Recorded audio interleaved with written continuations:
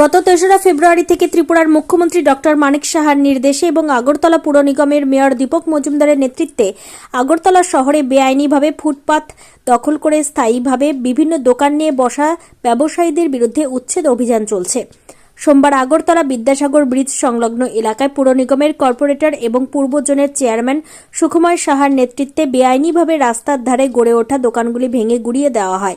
সংবাদ মাধ্যমের মুখোমুখি হয়ে কর্পোরেটর এবং পূর্ব জোনের চেয়ারম্যান সুখময় সাহা বলেন, সিপিআইএম সরকার মানে স্বার্থবিরোধী, তারা কোনোদিন জনগণের ভালো চায়নি, তাই সিপিআইএম দলকে বিদায়ের রাস্তা দেখিয়েছে জনগণ। আগরতলা পুর নিগম থেকে যেসব ব্যবসায়ীদের ভেন্ডার লাইসেন্স দেওয়া হয়েছে সেসব ব্যবসায়ীদের কথা অবশ্যই চিন্তা করবে আগরতলা পুর নিগম। ত্রিপুরা থেকে বিক্রম কর্মকারের report, crime press Bengal news.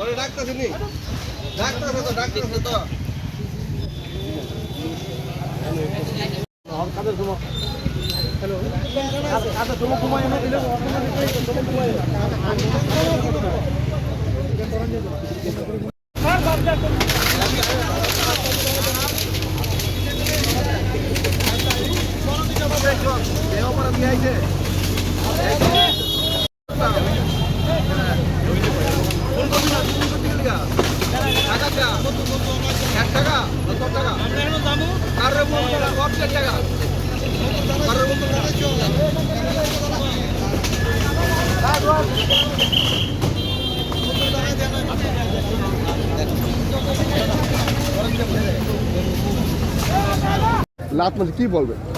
একটা জিনিস কি জানেন তো, আপনার কমিউনিস্ট পার্টি বরাবরই মানুষের স্বার্থবিরোধী এবং আগরতলা শহরে যে আমাদের উচ্ছেদ অভিযান চলছে, আজকে আমাদের এখানে আপনার বিদ্যাসাগর ব্রিজের পরে এখানে যারা এখানে দোকান আছে তারা এক একজনের দুটো করে দোকান ভাড়া দেওয়া এখানে দোকান এবং উপরে বাড়ি ঘর বানিয়ে শেড বানিয়ে রাখা। তো আমরা আগরতলা মিউনিসিপ্যাল কর্পোরেশনের পক্ষ থেকে ভ্যান্ডার লাইসেন্স দেওয়া হয়েছে এবং যাদের ভ্যান্ডার লাইসেন্স আছে তাদেরকে ব্যবসার সুযোগ অবশ্যই দেওয়া হবে এবং ভ্যান্ডার লাইসেন্সের যে নীতি নির্দেশিকা আছে 4 ফুট বা 6 ফুট এখানে আপনার এই দোকান করার চাক্কার এক দোকান করার এই ব্যবস্থা তারা অবলম্বন করেনি। তারা বড় বড় দোকান করে এখানে দেখেন আপনারা ছাপড়া বানিয়ে বসে আছেন, অবৈধভাবে এখানে দোকানদারি করছেন।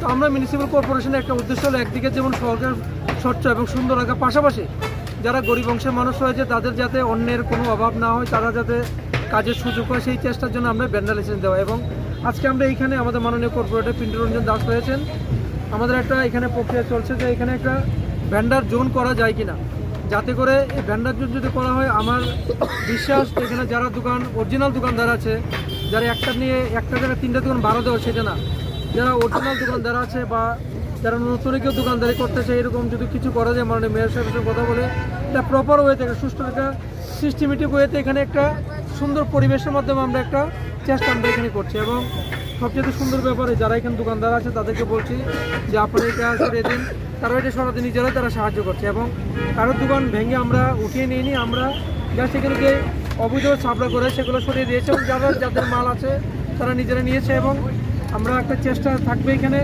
সুন্দরের পাশাপাশি যারা গরিব অংশের মানুষ আছে তারাও যদি কিছু করতে পারে একটা চেষ্টা আমাদের থাকে।